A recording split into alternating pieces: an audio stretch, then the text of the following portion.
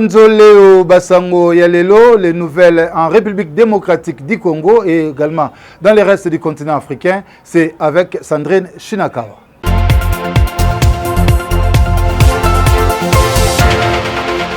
Merci d'être fidèle à Léonjoleo et bienvenue dans ce journal. Félix Tshisekedi a-t-il présenté la vraie situation sécuritaire en RDC devant l'Assemblée générale des Nations Unies? La société civile locale ne semble pas être aussi optimiste que le président congolais qui fait état des avancées significatives de l'état de siège au Nord Kivu et en Ituri. Sur place, la population victime déplore des attaques et embuscades des ADF en dépit de l'état de siège. Reportage de notre correspondant à Butembo au Nord Kivu, Mwanza Mpenzi. Oui, le chef de l'État a parlé positivement de l'état de siège il y a à peine 5 mois, mais le résultat sur le terrain est vraiment négatif, puisque pendant cet état de siège, les civils sont toujours massacrés, d'ailleurs plus que même avant. Pendant l'état de siège, nous sommes déjà plus de 50 civils tués par l'ennemi de la paix. Des véhicules brûlés, des maisons incendiées toujours par l'ennemi de la paix, ici à Béniville, Béni Territoire. Mais nous avons été déçus par les propos qu'a tenu le chef de l'État depuis les États-Unis d'Amérique, puisque ça c'est le média, mais sur le terrain, franchement, ça va vous mentir. En tout cas, ça ne marche pas avec l'état du siège. Et d'ailleurs, la population est tracassée pendant cet état du siège. Tout ne marche pas vraiment comme il le faut pendant l'état du siège. Peut-être dans les villes, au centre, dans les villes, alors qu'il y a même des injections. Et il y a même des vols à main armée. Tout ça, c'est toujours à l'est de la RDC. Si vous allez à Ituri, là c'est toujours la mort. Donc les sacs coulent toujours. Donc avec l'état du siège, en tout cas, ça ne marche pas comme il le faut. Et il faut que le chef de l'État essaye de voir encore comment faire les opérations, comment guider les opérations militaires dans la région pour que la paix revienne. Félix Tshisekedi a reconnu que l'intégrisme islamique a atteint l'est de la RDC, qui en paye un lourd tribut dans les provinces du Nord Kivu, du Sud Kivu, de l'Ituri et du Maniema. Sur le plan de la politique interne, le chef de l'État congolais a confirmé la tenue des élections en 2023. Et les problèmes des groupes armés œuvrant en RDC, l'activisme de ces hommes au profit des puissances étrangères a déjà été dénoncé il y a plusieurs années par son ancien directeur de cabinet, aujourd'hui en prison, leader de l'Est comme un enseignant devant son tableau noir. Vital Kamere expliquait ce problème. Et donc toute cette partie à l'Est de la République démocratique du Congo est paralysée, mais paralysée pendant ce temps. On vous a dit, le professeur Bakali, vous avez dit, Walikale, dans le Nord Kivu. À Walikale, nous sommes allés faire ma campagne, on avait atterri à 17h, non? Oui, oui. Quand vous atterrissez à Walikale, le pilote russe vous dit on doit faire un petit tour parce qu'on doit atterrir sur une route asphaltée. Ce n'est pas une piste, oui. Mais qu'est-ce qui s'est passé à Walikale? Walikale, on était en train de construire la route par les Allemands. Il y a une partie qui devait partir du Kivu et une autre partie de Kisangani. Et les deux routes devaient se rencontrer pour relier Bukavu à Kisangani.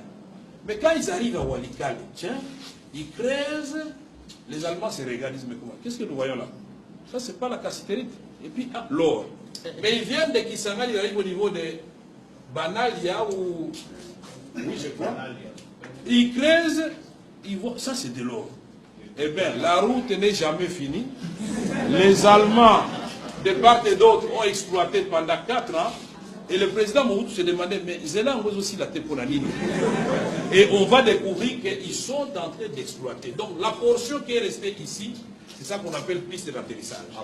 Et je vous dis que cette piste d'atterrissage a plus de vols par jour que l'aéroport international de Lubumbashi. 17 vols internationaux par jour. Donc les avions partent de Walikale, un bled perdu dans le circuit nord où il n'y a ni eau, ni électricité, ni école viable, ni centre de santé. Mais chaque jour, vous avez 17 vols de Walikale vers Nairobi. Walikale, Entebbe au Kampala. Walikale, vous allez à Kigali. Walikale, Bujumbura. Mais là, ce sont des centres de transit. Mais ces avions autonomes amènent des minéraux. Et ces minéraux sont récupérés tout de suite là, puisqu'il y a des centres de négoce. Et les multinationales savent très bien, puisque quand on a fait la loi Dodd-Frank par le président Obama, l'administration Obama a fait la loi Dodd-Frank qui dit que toute multinationale américaine qui sera désormais citée dans un rapport comme exploitant les minéraux du sang à l'est de la République démocratique du Congo sera radiée et traduite en justice. Nous aurions voulu que les Canadiens fassent la même chose, les Belges, les Britanniques et les Français, les Australiens, tous ceux qui ont des multinationales qui viennent ici, le groupe Banro, il y a tout un tas d'entreprises qui prolifèrent. La guerre par procuration, l'armée américaine, depuis l'aventure de la Somalie, ils ont dit non, non, on ne vient plus en Afrique, formons quelques États en Afrique qui vont commencer à faire la guerre à notre place. Puisque qu'est-ce qui s'est passé en Somalie? Ils viennent débarquer en Somalie, oubliant la géopolitique et la sociologie et l'anthropologie. Ils débarquent, il y a des groupes armés, mais quand ils descendent, on prend 3 Américains qu'on tue de façon brutale, mais tous ils sont terrorisés, ils repartent et la guerre a pris fin. C'est pourquoi nous avons dit au secrétaire général, c'est bien d'amener une brigade d'intervention à l'est de la République démocratique du Congo. Mais quand vous voyez du nord Katanga, de Tanganyika, jusqu'à Dungu en province orientale, donc à la frontière du Soudan, mais c'est un territoire plus grand que l'Europe occidentale. Mais comment pensez-vous que 3000 hommes vont se déployer ici et réussir là où 17 000 hommes, 18 000 hommes de la MONUSCO n'avaient pas réussi? C'est pourquoi il faut prendre des précautions. Parce que dans les temps, on avait eu Artemis dans l'Itourie avec la France. C'était des coupes chirurgicales. Pendant 3 mois, ils ont terminé le travail. Pourquoi? Parce que si le plan interne a créé un minimum de consensus, si le plan interne, on a localisé les chefs de bande et les chefs de groupes armés, on les a identifiés, mais si vous faites l'obstacle, on va vous arrêter. Et l'affaire est bien partie. Mais les M23 menacent les Nations Unies. On ne fait rien. Et alors, une autre aventurier va menacer et les gens continuent à mourir. Voilà ce que nous disons. Guerre par procuration, ça peut être les multinationales, ça peut être les pays voisins, malheureusement aussi les Congolais. Et ils bombent les torses, ils disent je suis un grand rebelle. Mais vous n'êtes pas rebelle, monsieur. Vous êtes un pantin parce que utilisé par des pays étrangers pour déstabiliser votre propre pays. Serait-il une réincarnation des bérets rouges du temps du pouvoir PPRD? Le siège de l'ESID, parti cher à l'opposant Martin Fayulu, a été caillassé par les jeunes militants se réclamant proches du camp au pouvoir. Un antivaleur sévèrement dénoncé à l'ESID, Adrien Malenga est cadre de ce parti. Les militants IDPS, les images en témoignent. On a des Gamboro s'est posé 1001 questions parce qu'il y a plusieurs images qui témoignent qu'effectivement, les abandons de quoi IDPS. On avait déjà identifié M. Geko avec ses groupes de jeunes gens, Liemoko avec Béret et tout ça, et ces jeunes gens qui vraisemblablement étaient préparés à venir incendier le siège, notre siège. Parce que tant que vous avez collé Kanabalabala, il disait clairement que Togotumbabino, le premier groupe qui est passé avec le fanfare, Togotumbabino, et c'est le groupe de Geko derrière qui s'est détaché pour venir vandaliser notre siège. Donc c'est clair que ce sont les militants de l'UDPS, Barbari Nabango Ebani.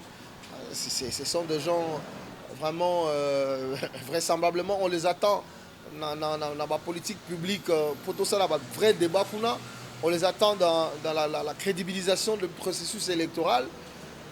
Et ils sont dans la violence parce que en fait, ceux qui la violence est l'arme de faible. Vraiment, c'est dommage. Pour Nanini, simplement parce que Fayulu fait peur, simplement ça. Pourquoi? Parce que Fayulu dérange, parce que la Mouka dérange. Pourquoi? Parce que Fayulu insiste, il est rigoureux, il est exigeant, beaucoup plus exigeant que les autres. La Mouka est beaucoup plus exigeant que les autres. Il exige plus de démocratie, plus de transparence, une CENI dépolitisée et un peu plus crédible, un processus électoral à CENI pour garantir des élections crédibles et transparentes en 2023. Il dérange parce que Bango Bazan a plan, il y a glissement. parce que on a un plan, il y a un dialogue pour que après 2 ans les sous. C'est ça, c'est ça la raison. Donc ce sont des gens qui sont allergiques à la contradiction en fait. De quoi IDPS c'est allergique à la contradiction. Même quand vous êtes sur le plateau de télé en train de discuter avec eux, de faire le débat, vous sentez qu'ils sont allergiques à la contradiction. Alors que, comment dire, la contradiction de ça, que lumière et jaillir, au choc des idées, jaillit la lumière. Donc nous sommes vraiment désolés, mais nous disons ceci. Le Congo appartient à nous tous. Il faut bien nous regarder. Il faut bien regarder Fayulu, bien regarder Mouzitou, bien nous regarder nous. Est-ce que nous sommes des gens à être intimidés? Nous pouvons être facilement intimidés? Mais non. Nous avons été arrêtés le 15, tabassés le 15, mais nous serons encore le 29 dans la rue. S'ils pensent pouvoir nous intimider, je suis désolé. Je m'adresse aux jeunes gens de Force de Progrès. Ces jeunes gens-là, Fayulu le gérait à l'époque du rassemblement, même avant, avec le feu Etienne Tshisekedi de Mulumba. Et la plupart d'entre eux venaient chez moi parce qu'ils devaient recevoir un peu de moyens pour des actions. C'est moi, Adrien Malenga, qui leur donnait ces moyens. On se connaît avec eux. On se connaît très bien. La stratégie, on le faisait ensemble. Donc, mon attaque, on dirait, le Congo leur appartient maintenant. Il faut... Ils ne vont pas nous intimider, mais ils doivent aussi mettre dans leur tête qu'ils n'ont pas le monopole de la violence. Nous avons opté pour un combat républicain, ok? Mais nous avons le droit de nous défendre, légitime défense. Vous ne pouvez pas vous permettre de venir dans notre siège, nous attaquer. Ils ont pris des chaises, une douzaine de chaises, de tables, ils sont partis avec quelques matériaux de bureau, ils pensent qu'ils ont le monopole de la violence. Alors, dans le cadre de la légitime défense, nous serons obligés de nous défendre. Donc, nous avons mis en garde au Salabango parce qu'ils ne pensent pas qu'ils peuvent venir faire tout ce qu'ils veulent et puis ils repartent. Comme ils ont été sécurisés par la police, si eux ils ont la police, nous avons le peuple avec nous. Pointés du doigt, les jeunes de la Vision Fachi avaient pourtant manifesté sans intervention des forces de l'ordre. Ils ont marché jusqu'au palais du peuple, soutenant, disent-ils, les institutions. Ces jeunes ont eu le privilège de lire leurs mémos devant le président de l'Assemblée nationale. Nous, population congolaise, réunis au sein de la Vision Fachi Asbel, organisons en ces jours une marche pacifique de soutien aux institutions de la République.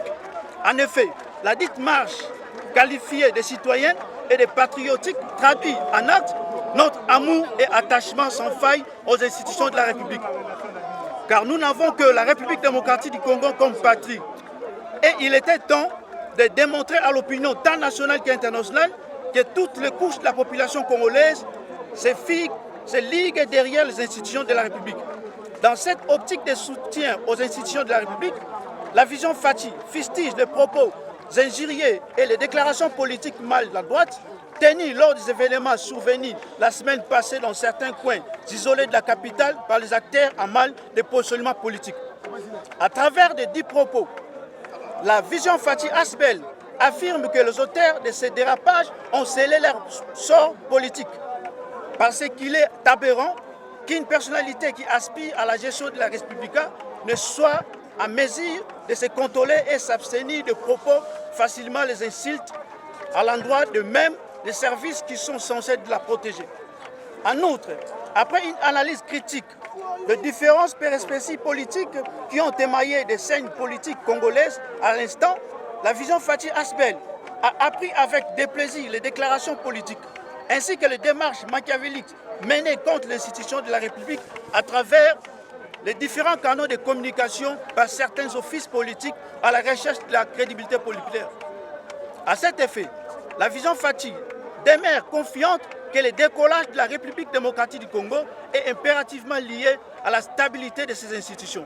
Raison pour laquelle nous demandons aux différentes couches de la population congolaise de s'abstenir de propos tendant à créer la polémique et à jeter l'opprobre sur les institutions de la République. Lutter contre le tribalisme sous toutes ses formes et la haine véhiculée par certaines personnalités politico-religieuses, faire preuve de confiance et de sérénité à l'endroit de notre Parlement, de nos cours et tribunaux, ainsi qu'à toute l'équipe gouvernementale issue de l'Union sacrée qui opérationnalise au quotidien la vision du peuple d'abord prônée par le chef de l'État. demeurer éveillé et rangé derrière l'institution de la République, se mobiliser comme un seul homme afin de défendre et lutter contre toute manœuvre encastrée visant à ternir l'image des institutions de la République auprès de l'opinion tant nationale qu'internationale. Enfin, la vision Fathi invite la jeunesse congolaise à soutenir les efforts fournis et initiatives entreprises par les institutions de la République afin de promouvoir la relance économique de la République, la pacification totale du territoire national, la stabilisation du pays et l'amélioration sociale des Congolais. Que vive la République démocratique du Congo. Que vive l'institution de la République démocratique du Congo. Que vive Vision Fathi. Je vous remercie. Merci. Sans doute heureux de recevoir ces militants favorables au régime, le président de la Chambre basse a promis de remettre ce mémo acquis de droit. Merci. Nandenge boye na palais du peuple na kimia nyonso.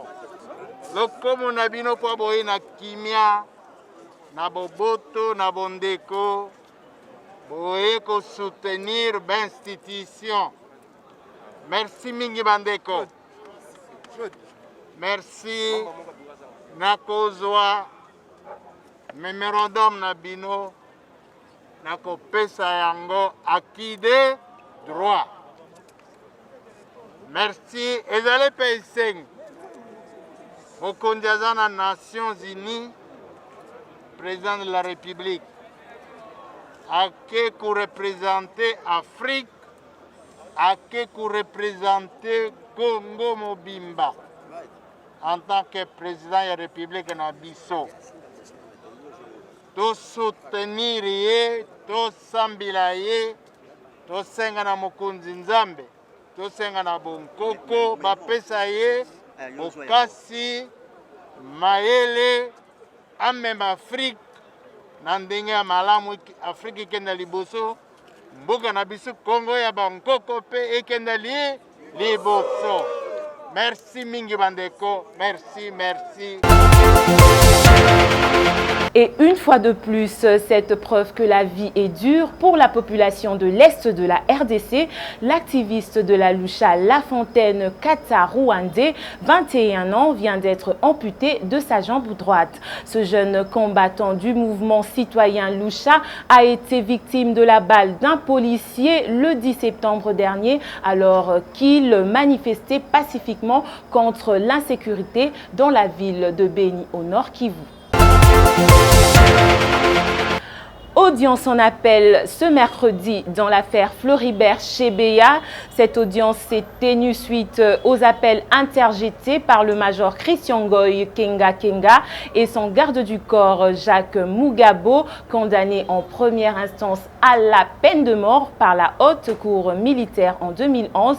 Le major Christian Ngoy Kenga était en fuite depuis et a été arrêté au mois de septembre 2020. Les sangs de Floribert Chebeya et Fidel Bazana réclament justice. Des années passent, les dossiers qu'on cherche à étouffer sous eau remontent à la surface. Plusieurs années où les forces du mal déplacent même des scènes de crimes. Mais les sangs de l'activiste des droits humains continuent la lutte. Alors qu'en 2011, la Cour militaire avait rendu un arrêt dans l'affaire mettant à cause l'auditeur militaire supérieur, ministère public contre les prévenus Mukalayiwa Matezo, Daniel et consorts, le major Christian Ngoy Kenga était en fuite. Le fugitif sera arrêté au mois de septembre 2020, tout comme son garde du corps Jacques Mugabo, arrêté en 2021. Les deux hommes en uniforme sont très proches du général John Numbi Banza, pointé du doigt comme commanditaire de ce double meurtre. C'est ainsi que l'audience a repris ce mercredi à l'enceinte de la prison militaire d'Ndolo. Une fois encore, l'acteur clé de cette affaire ne sera pas sur les bancs des accusés. Le général John Numbi Banza vit désormais la vie d'un fugitif. Floribert Chebeya et Fidel Bazana ne pourront s'offrir un repos éternel que le jour où la justice sera réellement rendue. Ils exigent la prise en compte de leur situation dans le budget national. Un groupe de représentants des députés provinciaux est allé soumettre leurs doléances au président de l'Assemblée nationale. Pour le porte-parole de ces élus, l'autorité parlementaire était bien à l'écoute de leurs doléances. Ok, vous venez de bien dire que nous sommes les assemblées provinciales. Nous sommes venus voir le président de l'Assemblée nationale. Et il est l'autorité budgétaire. Si nous sommes venus aujourd'hui, c'est pour poser notre problème. Lequel problème tout le monde connaît, toute la République connaît. C'est notre insertion dans le budget national. Maintenant que le gouvernement central a déposé le budget au niveau de l'Assemblée nationale, c'est pour cela que nous sommes venus le voir, pour lui dire que cette fois-ci, les députés provinciaux qui ont toujours été oubliés soient cette fois-ci insérés dans le budget national. Il a été très attentif envers nous. Il dit qu'il veillera lors du traitement de ces budgets-là au niveau de l'Assemblée nationale. Tony Mwaba s'inquiète de la situation de son secteur à quelques jours de la rentrée scolaire. Le ministre de l'EPST a présenté ses inquiétudes aux inspecteurs lors d'une allocution. Le ministre Tony Mwaba dénonce leur antivaleur et accuse les partenaires de mauvaise foi pour n'avoir pas fait une réelle évaluation de l'année dernière. La liste des antivaleurs qu'on a dressée ici, elle n'est pas exhaustive.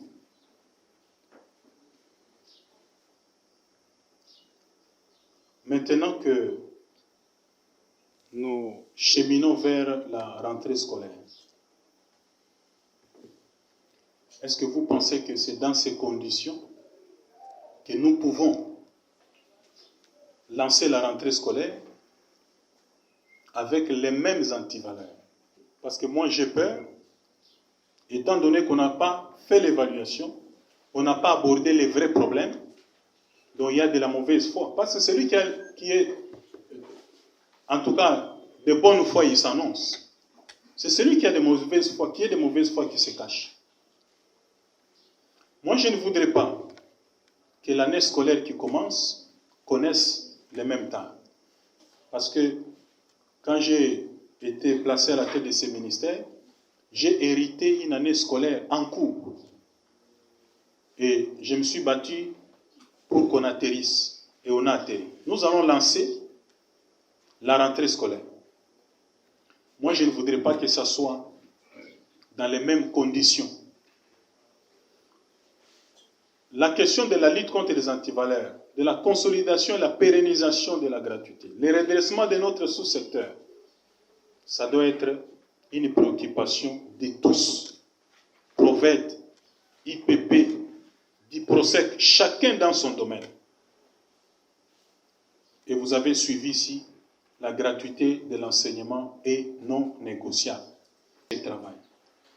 Celui qui fait bien son travail, il continuera à le faire. Nous avons déjà un bulletin d'information sur tous les IPP. Tous les IPP. Même ceux qui s'amusent avec les frais, tout ça, continuez.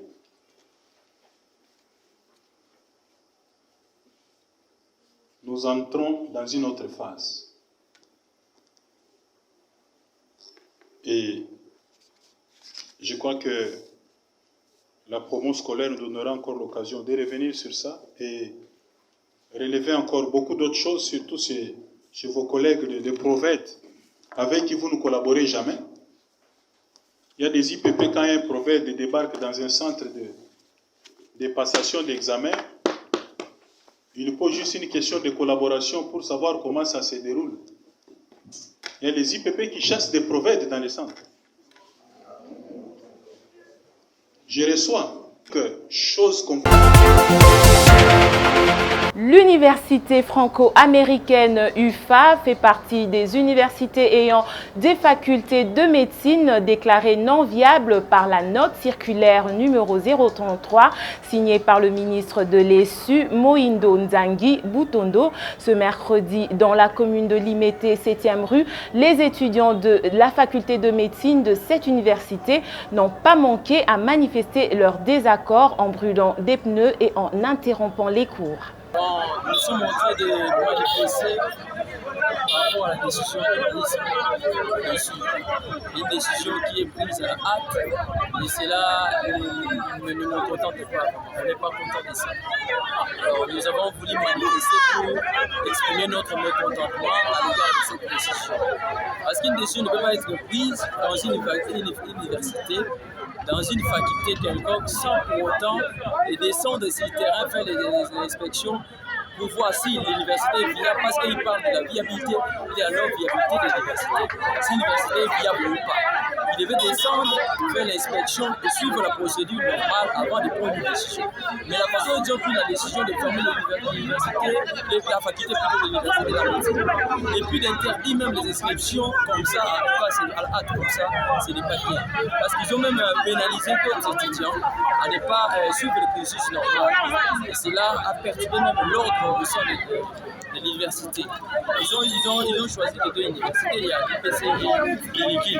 Or, il n'y a pas seulement, dans toutes ces universités-là, ils ne remplissent, il faut vraiment aller au fond, ils ne remplissent pas à 100% toutes les conditions, toutes les conditions nécessaires pour le médecin. Parce que dans notre pays, nous connaissons avec la situation actuelle ce que le médecin en dit. La faculté de médecine, que ce soit à l'université, que ce soit ceux qui sont déjà dans la vie active, ce qu'ils en disent, c'est vraiment difficile. Nous avons des grèves par-ci par-là. Ils n'ont pas encore trouvé la solution pour le médecin actuel à ce qui concerne les barrières salariales. Mais ils descendent au niveau de la faculté de la médecine, sans pour autant, le gouvernement n'a même pas un soutien, son apport par rapport à les universités. Ils n'ont rien donné, ils ne font absolument rien. Et le corps professoral de l'UFA ne s'est pas retenu d'appeler les étudiants au calme. Un mémorandum a été préparé où toutes les irrégularités et entrées à la note circulaire sera déposée au ministère de l'ESU dans les jours à venir. Emeraude Soraki, président des étudiants de l'université franco-américaine. La semaine passée, la note circulaire du ministre autorisant 16 universités ayant des facultés de médecine.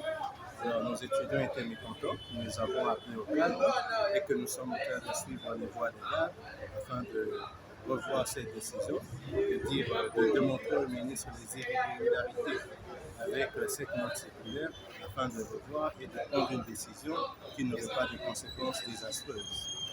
De quoi le ministre reproche à votre université par rapport à la faculté de médecine?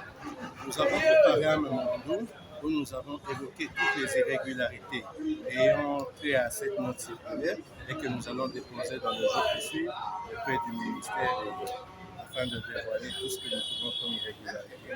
Qu'est-ce que vous demandez maintenant aux étudiants qui font des troubles dehors?